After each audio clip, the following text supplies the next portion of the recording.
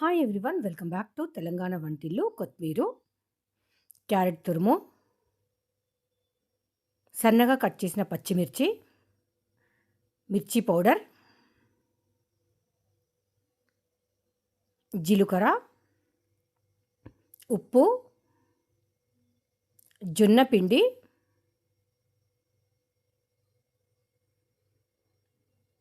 Water వేసి మనము దోసకు ఎలా బ్యాటర్ కలుపుకుంటామో అలా కలుపుకొని పెట్టుకోవాలి. కొన్ని ఉల్లిపాయలు చూసారు కదండి. స్టవ్ మీద పెంక పెట్టుకొని వేడయ్యాక లిటిల్ బిట్ ఆయిల్ అప్లై చేసుకొని ఇలా దోసలాగా స్ప్రెడ్ చేసుకోవాలి. మనకి ఇది రవ్వ దోస ఎలా ఉంటుందో అంత బాగుంటుందండి. టేస్ట్ అయితే చాలా చాలా చాలా బాగుంది. అండ్ ఎండాకాలం జొన్న పిండి అనేది చాలా చలువ చేస్తుంది. అందరికీ జొన్న రొట్టె చేయడానికి రాని వాళ్ళు ఇలా అట్లు కానీ దోసలు కానీ వేసుకొని తినచ్చు.